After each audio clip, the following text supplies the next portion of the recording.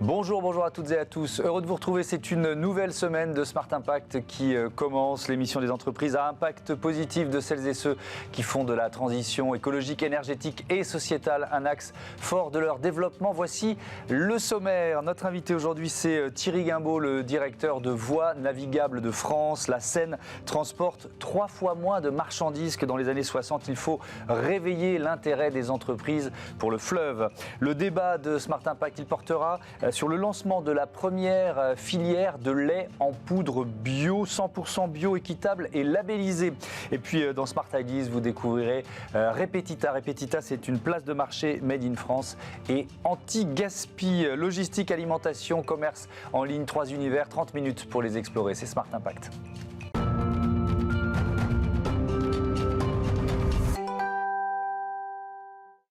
Bonjour Thierry Guimbaud, bienvenue. Bonjour. Vous êtes donc le directeur général de Voies navigables de France. Ça représente un réseau de combien de kilomètres ? Le réseau fluvial en France, exploité par Voies navigables de France, c'est 6700 kilomètres. Réseau grand gabarit, à peu près 2000 kilomètres. Et réseau moyen ou petit gabarit, ce qu'on appelle historiquement le réseau Fraissinet. Des réseaux qu'on crée au 19e siècle pour des besoins industriels à l'époque. Ouais. Donc nous gérons cet ensemble-là sur l'ensemble du territoire. C'est 40 000 hectares de terrain souvent importants en gestion. C'est 4 000 agents. C'est un budget à peu près de 600 millions d'euros par an. Ouais, 4 000 ouvrages d'art aussi. On a vu peut-être les chiffres que vous venez de donner s'afficher. Je crois que c'est le plus grand réseau européen de voies navigables, c'est ça ? C'est effectivement le plus grand réseau en linéaire de réseaux, ouais. D'assez loin. Les autres réseaux importants sont les réseaux hollandais, belges, wallons et flamands et allemands. Oui, alors on va évidemment parler du développement du fret, mais quelles sont les autres missions ? On peut y faire quoi sur ces voies navigables ? Bien, écoutez, sur ces 6700 km, nous avons fait 3 missions pour aller vite. Nous avons une mission de la logistique, nous allons y revenir, elle est importante, elle est appelée un très bel avenir, on va en parler. Toutes les missions qui tournent autour du développement des territoires, notamment à travers le tourisme.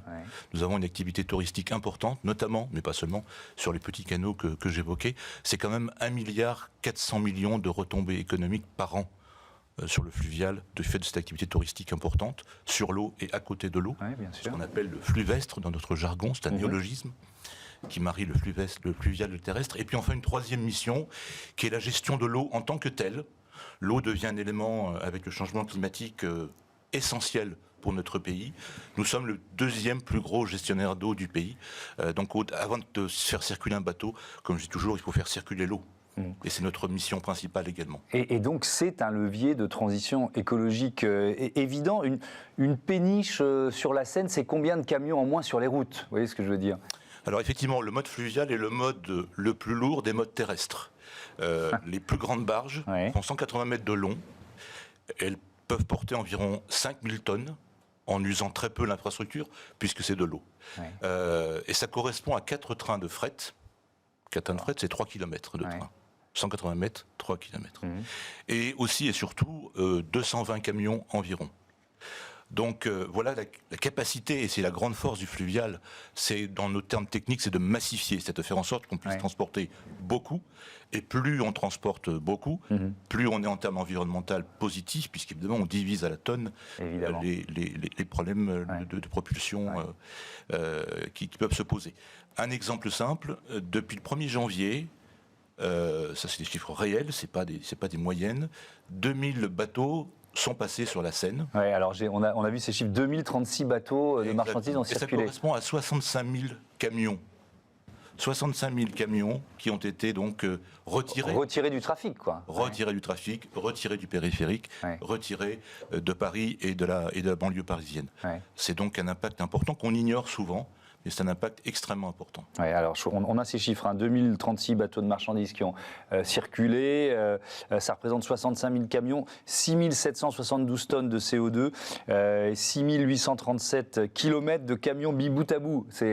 On s'amuse à faire ça fait 195 tours de périphérique pour les Parisiens, ça donne une idée. Et on va évidemment développer l'aspect environnemental et les gains en matière de gaz à effet de serre, cet appel à intérêt, à manifestation d'intérêt que vous lancez, mais c'est aussi moins d'accidents potentiels sur les routes. Il faut avoir ça en tête. Effectivement, l'intérêt du fluvial, c'est certainement l'intérêt écologique au sens émission. Oui. Encore une fois, 1 tonne sur le fluvial, c'est 5 fois moins de CO2 émis qu'une tonne par la route. Mais il y a beaucoup d'autres avantages. Vous savez que notamment dans les zones denses, un des problèmes, c'est ce qu'on appelle l'émission de particules fines. Oui. La route émet des particules fines, le ferroviaire émet des particules fines. Il y a du frottement. Oui. Sur le fluvial, nous n'avons pas ce frottement. Nous avons un niveau d'émission de particules fines beaucoup plus bas. C'est notre avantage. La congestion, vous l'avez évoqué. Notre mode, effectivement, a connu depuis maintenant des décennies un repli certain. Donc il y a de la capacité. Il y a beaucoup de capacité. On peut faire passer 4 fois plus de bateaux sans toucher les infrastructures que ce que l'on passe aujourd'hui. 4 fois plus, oui. Alors c'est le chiffre que je donnais en titre, moi qui m'a vraiment frappé en préparant l'émission. Dans les années 60, il y avait 3 fois plus, c'est ça, de marchandises transportées sur la Seine. Exactement. Qu'est-ce qui s'est passé ? Alors, ce qui s'est passé, c'est des événements de très lourds. Le fluvial, les canaux, je le disais, c'est fortement lié à l'industrie. Ouais. Le système fluvial s'est développé pour transporter les matières lourdes de l'industrie. Dans les années 70, nous le savons tous, le pays s'est lourdement désindustrialisé.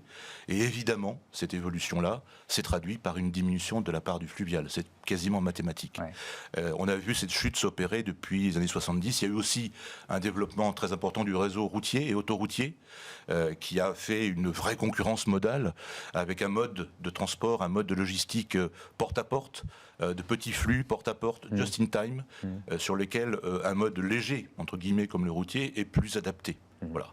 Donc il y a une lourde évolution économique des secteurs de la logistique qui ont défavorisé, c'est clair, le fluvial. Mais alors, si on retourne la chaussette, c'est aussi un potentiel de développement qui est hyper important. Et vous lancez donc, j'y viens, c'était le 7 avril dernier, cet appel à manifestation d'intérêt. Alors vous n'êtes pas tout seul, il y a plusieurs municipalités qui vous accompagnent. Il y a Paris, il y a Le Havre, Rouen, c'est ça ? Ce sont elles qui sont à la manœuvre avec nous, donc ils font plus que nous accompagner.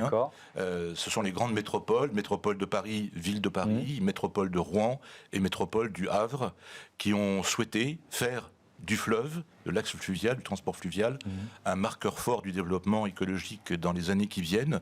Et pour ce faire, elles ont avec nous, avec Aropa qui gère les ports de la Seine avec nous, elles ont émis un appel à projet, un appel mission d'intérêt d'abord, puis un appel à projet sur 34 sites pour dire à tous ceux qui veulent faire de la logistique essentiellement urbaine, parce qu'un des atouts du fluvial aussi, c'est de faire de la logistique urbaine, parce que les fleuves, les canaux rentrent finement dans les villes, historiquement. Et les infrastructures sont là pour accueillir les péniches. Il y a peut-être d'autres à développer, mais il y en a. Nous avons un potentiel considérable. Et donc cet appel à projet vise, en 2 temps, d'abord manifestation d'intérêt, puis ensuite appel à projet, vise sur 34 sites à s'adresser à tous ceux, et ils sont nombreux, qui veulent monter de nouvelles chaînes de logistique urbaine par le fleuve. Il y a déjà des cas, par exemple à Strasbourg, aujourd'hui à Lyon, qui va être lancé en juin prochain, d'une utilisation du fleuve comme un moyen, comme un backbone, si je puis dire, en mauvais anglais, de pouvoir organiser une logistique urbaine propre. En clair, on met à bord de barges, dans des zones logistiques à l'écart des grandes villes, les matériels qu'on va livrer. On se sert du temps de parcours comme d'un véritable entrepôt flottant où on prépare la livraison. On arrive à quai dans les centres-villes, par exemple au pied des Champs-Élysées dans Paris, par exemple. Et on peut ensuite débarquer par des moyens simples, des moyens de livraison propres. Oui, la livraison du dernier kilomètre, on fait en sorte qu'elle soit propre. Par des moyens écologiques, électriques, des petits camions électriques ou des vélos cargo. Est-ce qu'il y a des secteurs qui aujourd'hui font plus du tout appel au fret fluvial et qui potentiellement pourraient vraiment s'y remettre d'une certaine façon ? Je pense à l'alimentaire. Bien sûr, l'alimentaire est une des cibles importantes. Et il y avait très peu recours. Franprix est le premier, il y a quelques années, à avoir choisi la voie fluviale pour livrer dans le centre-ville ses magasins. D'autres y viennent. Un très grand de l'ameublement, qu'on se connaisse bien qu'IKEA, a construit un immense entrepôt du côté de Mantes, auprès du fleuve, pour l'utiliser également. Et tous les grands de l'alimentaire, tous les grands de la distribution choisissent ce mode, parce qu'il est clair que la distribution devient de plus en plus importante, on le sait bien, par le commerce électronique notamment. Il y a besoin de livrer dans les villes qui sont saturées, qui ont des problèmes de congestion et des problèmes de pollution. Et donc la question de la livraison au centre-ville, elle devient essentielle. Et le fleuve permet d'apporter une réponse à Paris, à Strasbourg, à Lyon, à Toulouse. Est-ce qu'on va terminer là-dessus? Est-ce que ça suppose parfois aussi de reconstruire des infrastructures en bordure de fleuve? Et avec là, peut-être parfois des difficultés avec des riverains ou des villes qui ont redonné le fleuve à du tourisme ou à des activités ludiques, sportives. Vous voyez ce que je veux dire? Absolument, c'est un des sujets, bien sûr. Il ne s'agit pas d'utiliser les berges dans les centres-villes pour en faire une petite zone industrielle. Bien évidemment, il faut préserver à la fois l'aspect touristique et agrément du fleuve, c'est un grand atout du fleuve, la dimension touristique que j'évoquais. Vous en parliez tout à l'heure, oui. Et en même temps, si je puis dire, il faut faire effectivement de la logistique. C'est pourquoi les modes de logistique urbain que j'évoquais par la voie fluviale, par exemple, imagine des modes, il y a beaucoup d'imagination au pouvoir, imagine des modes où on fait le transfert entre la barge et la berge par des moyens à bord du bateau.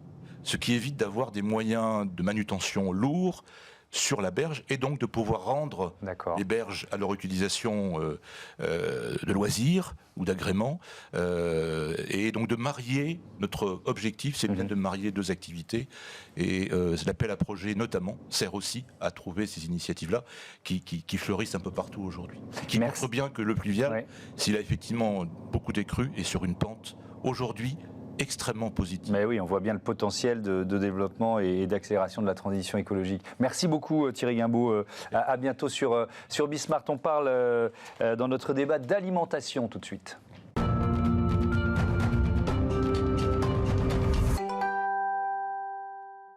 Le débat de Smart Impact, pardon pour l'ambiance de travaux. Voilà, si vous êtes fidèle de la chaîne, vous savez qu'il y a des travaux dans l'immeuble d'à côté et ça continue. Allez, on parle de cette nouvelle filière de lait en poudre bio avec mes invités Christophe Eberhard. Bonjour. Bonjour. Bienvenue, vous êtes le cofondateur d'Ethicable. J'accueille également avec nous en visioconférence Ludovic Billard, qui est le président de Biolait. Bonjour, bienvenue à vous aussi. En quelques mots, vous nous rappelez ce qu'est Ethicable, société coopérative, c'est ça? Une société coopérative, c'est-à-dire que ce sont les salariés qui sont les propriétaires de l'entreprise. Ethicable est une coopérative donc d'importation, de distribution de produits du commerce équitable, du thé, du café, du chocolat, des jus de fruits, qu'on trouve dans tous les magasins et qui a cette particularité de faire du commerce équitable avec des petits producteurs et des organisations de petits producteurs et également depuis maintenant une dizaine d'années un commerce équitable avec des producteurs français sous la marque Paysans d'ici. Oui, l'idée c'est de trouver entre autres, mais une juste rémunération des producteurs, des exploitants. Une juste rémunération des producteurs qui permettent de couvrir les coûts de travail, d'avoir un revenu décent, que ce soit pour le cacao, le café ou pour les produits français, c'est-à-dire faire vivre une agriculture paysanne, faire vivre des paysans sur leur territoire et de vivre dignement de leur travail et de valoriser leur production. Je me tourne vers Ludovic Billard, vous êtes agriculteur dans les Côtes d'Armor, producteur de lait. Depuis quand vous êtes passé au bio? Racontez-moi. Alors moi je suis installé avec mon épouse depuis 2003 sur la ferme et en bio depuis 2009. Une conversion qui s'est faite assez naturellement puisque une agriculture, je dirais, écologique et l'agriculture que j'ai toujours pratiquée. Mais la bio s'est avérée logique en 2009 et donc on est en bio depuis maintenant plus de 10 ans, bientôt 11 ans, même 12 ans. Une agriculture qui répond à plein d'attentes économiques mais pas que, surtout environnementales, sociales et puis aussi un peu philosophique quand même. Oui. Et vous êtes devenu président de Biolait. Alors Biolait, ça a été fondé en 1994. Ça représente 2500 producteurs de lait 100% bio. C'est le leader français de la collecte du lait bio. Si on décrit, Ludovic Billard, le point commun peut-être de ces fermes, c'est peut-être la taille. Ce sont des fermes à taille humaine. Est-ce que vous diriez ça? Ouais, c'est ça, on peut le dire. C'est des tailles modestes en agriculture, mais c'est aussi parce qu'on a un modèle qu'on veut défendre. Une agriculture qui soit de type familial, qui permette à nos producteurs de vivre et puis aussi de défendre un système qui soit un système autonome, dépendant d'un minimum de choses extérieures. On a un cahier des charges qui va au-delà de la bio, à travers par exemple une alimentation qui est 100% française sur toutes nos fermes. On n'apporte aucune protéine, c'est-à-dire qu'on ne contribue pas du tout à la déforestation dans le monde, puisque toute l'alimentation de nos vaches est faite sur les fermes ou sur les fermes environnantes. et puis tout un tas d'aspects de biodiversité que je pourrais évoquer si vous le souhaitez, quoi. Et donc vous lancez Etikab Biolait et un troisième partenaire, Ingredia Prospérité Fermière, la première filière de lait en poudre 100% bio française et équitable. Pourquoi cette démarche, Christophe Eberhardt ? Eh bien parce que nous faisons du chocolat bio, hein, c'est le produit que Etikab vend le plus. Ouais. D'ailleurs, nous avons, jusqu'à présent, nous importions nos fèves de cacao et faisions fabriquer nos chocolats par un prestataire. Et nous avons, depuis l'année dernière, construit notre propre chocolaterie. Dans le Gers ? Dans le Gers, ouais. À Fleurance, dans le Gers, entre chez Agen. Notre unité de fabrication de chocolat, donc qui nous permet d'être au plus près des producteurs et avec les producteurs de développer cette filière cacao, puisque nous fabriquons du chocolat à partir de masse de cacao, c'est-à-dire de produits semi-élaborés fabriqués au Pérou par une coopérative partenaire. Ouais. Et on a voulu aller jusqu'au bout de la démarche pour nos chocolats au lait, qui sont ceux-là, d'aller à fabriquer un chocolat au lait avec Alors, montrez-le un peu plus haut. Un lait en poudre du commerce équitable, qui est donc certifié par le label Bioéquitable en France. Alors ce qui est intéressant, c'est que voilà, il y a l'engagement, hein, ce que je défends, le prix juste pour les producteurs, c'est écrit sur le produit. Ludovic Billard, l'idée c'est de trouver aussi un débouché aux excédents de la filière. Qu'est-ce qui se passe ? Est-ce que le marché du lait bio traverse une crise de consommation, de consommateurs en quelque sorte en ce moment ? Qu'est-ce qui se passe ? Ce qui se passe, c'est un peu difficile. Je pense que les différentes crises de sociétales qu'on rencontre en ce moment, entre la crise sanitaire, la crise sécuritaire, perturbent un peu la consommation en France de tout un tas de choses. Et clairement, l'alimentaire est touché, et la bio peut-être particulièrement dans le moment. Je reste quand même persuadé, et puis les études le montrent, que les Français sont encore attachés à ce que peut défendre notre type d'agriculture. L'environnement reste une valeur importante. Et aujourd'hui, ils font des choix un peu économiques qui contribuent à faire que la bio a un petit peu plus de difficultés en ce moment. C'est une croissance qui est en berne. C'est pas non plus une décroissance, c'est important de le dire. On a une croissance qui a été très forte pendant des années. On a été à des niveaux de 15-20% de croissance, donc c'est quand même colossal, qui aujourd'hui est clairement plus proche du zéro, mais on n'est pas encore dans la décroissance. Donc moi, le rebond, j'y crois, dans le sens où on a eu cet arrêt assez subit. Il n'y a pas de raison qu'un jour on reparte, puisque en fait, ce que défend la bio et ce que défend notre agriculture restent des items et des choses qui sont encore très importantes pour les gens, pour la société et puis pour les citoyens. Notre modèle, il contribue forcément à limiter le réchauffement climatique, le fait qu'on n'utilise pas d'alimentation qui vient de tout le monde entier, pas de soja brésilien et autres. Forcément, on a des atouts énormes pour tous les enjeux environnementaux et sociétaux de demain. Ça représente quoi, Ludovic Billard, les excédents de la filière aujourd'hui, et en quoi ce partenariat qui a été, que vous avez signé avec Etikab et Ingredia Prospérité Fermière, ça va absorber quelle part de ces excédents, voyez ? Bon, pour la part, ça restera modeste, mais modeste en termes de volume. Important dans le message, parce que le message, moi, ce que je veux souligner quand même dans ce type de partenariat, c'est la démarche équitable, qui est une vraie volonté de nos partenaires, et qui n'est pas si fréquente que ça dans le chocolat, ce que j'entendais encore dans l'émission il n'y a pas longtemps.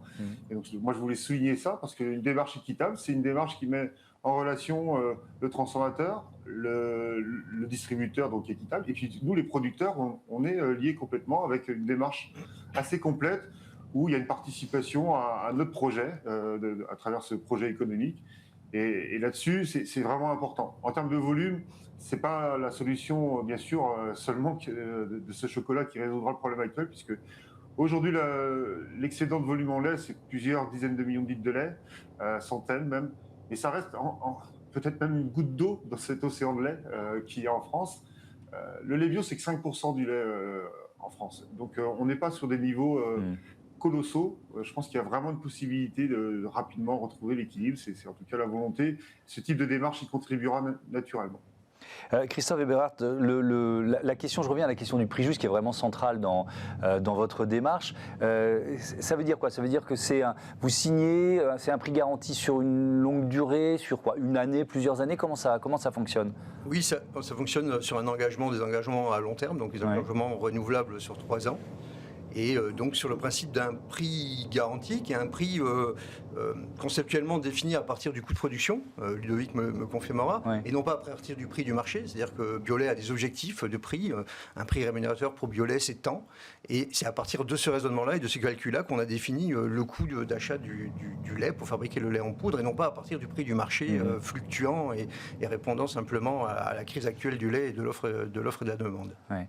Et alors, est-ce que ça impacte le coût du produit final, fini, le chocolat au lait pour le consommateur? Un petit peu forcément. Un petit peu forcément, parce que je pense que beaucoup de chocolat au lait, beaucoup de produits à base de lait en poudre sont fabriqués à partir de lait en poudre qu'on trouve sur le marché mondial, y compris sur le marché bio. Et on est très surpris de constater qu'en fait, il y a des offres à très bas coût dans les pays du Nord, par exemple. Et évidemment, l'industrie a tendance à aller vers les produits les moins chers. Et là, on n'est pas forcément sur cette démarche-là, on est plutôt sur un produit de qualité, une démarche de proximité, puisqu'on est sur des départements autour d'Arras, là autour du nord de la France. Et puis, cette démarche avec Biolay d'appuyer un réseau de producteurs autour de cette notion de commerce équitable, des modes de production, parce que c'est pas seulement de la bio et du commerce équitable, mais c'est aussi des modes de production, comme Ludovic vient de l'expliquer, qui vont au-delà de la bio. Et c'est ça qui est intéressant dans une démarche de commerce équitable comme la nôtre. Et la transformation du lait en poudre, c'est Ingrédia Prospérité Fermière qui s'en occupe, c'est ça? C'est également une coopérative du nord de la France et qui dispose d'un outil pour fabriquer du lait en poudre de manière extrêmement performante et qui est impliqué également dans cette démarche avec beaucoup d'engagement. Oui, et de volonté. Ludovic Billard, cette nouvelle filière de lait en poudre, est-ce qu'elle peut trouver d'autres débouchés? Quels autres débouchés possibles? Le lait en poudre, c'est beaucoup de choses. Enfin, c'est pas une filière toute nouvelle. C'est une filière surtout nouvelle dans ce projet, dans son caractère équitable, qui est un vrai choix. Le lait en poudre, il y en a toujours eu de fait depuis des dizaines d'années dans le lait. Il y a d'autres développements. Le lait en poudre infantile, le lait en poudre, c'est un ingrédient qui est beaucoup utilisé dans la transformation de produits. Et donc, c'est quelque chose qui peut vraiment avoir des solutions demain dans d'autres produits, évidemment. Ouais. Mais parce que, par exemple, là, vous parlez de lait infantile, ça peut répondre vraiment à une demande des parents, des consommateurs, d'avoir du lait en poudre infantile bio. Il n'y en a pas beaucoup aujourd'hui, ou c'est quand même une part importante du marché? Ça existe. Peut-être c'est pas encore une part complètement importante, mais c'est pas négligeable, comme vous le dites. C'est vrai que les parents de jeunes enfants sont souvent attachés à l'alimentation, et la bio est quand même une partie prenante importante dans leur choix. Et dans les poudres de lait infantile, on a des marchés qui existent aujourd'hui et qui sont plutôt encore en croissance actuellement. Merci beaucoup, merci à tous les deux d'être venus présenter ce partenariat. On a hâte de goûter votre chocolat. On passe à Smart Ideas, une start-up à l'honneur, comme tous les jours.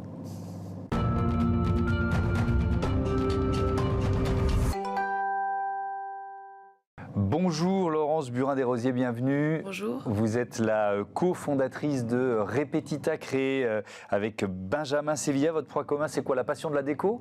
Notamment la passion de la déco. On se connaît depuis très nombreuses années et on avait envie de porter un projet qui allie à la fois notre passion et notre envie de participer à changer les modes de consommation, à porter un projet à impact. Et donc, c'est Repetita. Alors, quand est-ce que vous l'avez créé et c'est quoi Repetita? Alors on l'a imaginé l'année dernière en 2021. Ouais. On l'a lancé en toute fin d'année 2021. Et Repetita, c'est quoi? C'est donc la marketplace anti-gaspi, mobilier et déco made in France. Donc ça veut dire quoi? Ça veut dire qu'on propose aux marques made in France d'ouvrir leur boutique officielle d'occasion sur notre plateforme afin d'y valoriser proto, SAV reconditionné, modèles d'expo, etc. Tous ces produits qui ne sont plus considérés comme neufs. D'une part, et d'autre part, on accueille également les marques d'upcycling, donc qui sont dans une démarche de réemploi de matériaux, pour qu'elles aussi ouvrent leur boutique sur la plateforme. Oui, alors on réexplique ce qu'est l'upcycling. En bon français, on dit surcyclage. C'est pas très joli non plus. C'est quoi? Ça consiste à prendre un matériau et à lui donner une autre vie, à le réinventer, c'est ça? Exactement. On prend des matériaux, souvent des chutes de matériaux de construction, par exemple, pour en faire quelque chose de nouveau, de design, en tout cas sur le site. Ce sont essentiellement des designers et des créateurs qui créent ces objets-là et qui en font des objets du quotidien très beaux. Oui, comment vous sélectionnez les marques, les produits qu'on trouve sur Repetita? Alors, on échange beaucoup avec les marques pour comprendre un petit peu leur démarche. On essaye de valoriser le toujours mieux, le je rapatrie ma production en France petit à petit, etc. pour certaines. D'autres sont déjà très ancrées dans le Made in France. Et après, nous, on s'est donné une sorte de niveau de se dire qu'on voudrait que 70% du catalogue de ces marques soit Made in France pour pouvoir intégrer notre plateforme. Toujours dans cette démarche de soutenir l'écosystème du Made in France. Alors, on voit que l'occasion, la seconde main et l'upcycling sont de plus en plus entrés dans nos habitudes. C'est une croissance continue. Comment vous évaluez si on fait un petit point du secteur, vous voyez ce que je veux dire? Absolument. Alors, c'est un marché qui aujourd'hui, le marché de l'occasion de l'ameublement, il est évalué à environ 2 milliards d'euros. Oui. Et c'est un marché qui est attendu de croître 3 fois plus rapidement que le marché du neuf. Donc il y a une vraie tendance de fond aujourd'hui et c'est dans cette tendance que Repetita s'inscrit. Ouais. Alors il y a un aiguillon qui est intéressant, c'est l'aiguillon réglementaire. La loi AGEC, anti-gaspi pour une économie circulaire, qui interdit, je le rappelle, la destruction des invendus. C'est forcément un détonateur pour vous. Est-ce que vous avez créé Repetita en vous disant il y a cette loi et ça va changer la donne? Notamment, alors il n'y avait pas que ça, mais cette loi a fait finalement que se positionner sur le marché de l'occasion pour les marques est devenu une urgence presque. Enfin, ça fait partie de leurs états généraux. Et donc nous, Repetita se positionne comme une solution finalement pour ces marques-là, pour les accompagner à appréhender cette loi plus sereinement. Ils devenaient quoi, ces invendus? Ils étaient détruits, brûlés, incinérés Recyclés, beaucoup, transformés dans des matériaux, peut-être plus de chauffage, des choses comme ça. Enfin, en tout cas, il y avait une vraie destruction de valeur. Aujourd'hui, l'idée, c'est de conserver la valeur qui a été créée sur les objets neufs, qui sont désormais des objets d'occasion, et leur donner une seconde vie. C'est quoi votre mode de distribution? C'est quoi? C'est une place de marché uniquement? C'est 100% numérique? Pour le moment, c'est 100% numérique, sur repetita.co, et vous trouvez toutes les boutiques des marques, soit d'upcycling, soit d'occasion. Et vous dites pour le moment, ça veut dire que vous vous dites pourquoi pas créer des boutiques un jour ou l'autre? À l'avenir, peut-être des pop-up, des choses qui permettent aux consommateurs de voir les produits, d'avoir une interaction avec le produit, la marque. Mais pour le moment, on est essentiellement digital. Est-ce que, je reviens à la loi AGEC, il y a vraiment de nouveaux acteurs qui font appel à vous, là, qui vous disent, oui, effectivement, on a une matière première qu'on veut, à laquelle on veut donner une seconde vie. Est-ce qu'il y a de plus en plus de nouveaux acteurs, d'une certaine façon? Il y a de plus en plus de nouveaux acteurs. En fait, je pense que la filière se structure, finalement, de l'upcycling pour que demain, ça devienne une offre vraiment forte sur le marché du mobilier et de la déco. On va terminer avec votre engagement RSE, notamment avec Écoterie. Vous faites quoi avec Écoterie? En fait, on a voulu un petit peu boucler la boucle parce que même si déjà on est sur une démarche à impact sociétal et environnemental, on voulait nous aussi, en un sens, apporter notre pierre à l'édifice en étant partenaire d'Écoterie. Donc Écoterie est un organisme de préservation de la biodiversité des forêts françaises et nous reversons une partie de nos revenus à cet organisme. Merci beaucoup, merci Laurence Burin des Rosiers d'être venue partager l'histoire de Repetita. Bon vent à Repetita. Voilà, c'est la fin de ce numéro de Smart Impact. Merci à toutes et à tous de votre fidélité. Fidélité également à Bismart, la chaîne des audacieuses et des audacieux. Salut et à très vite.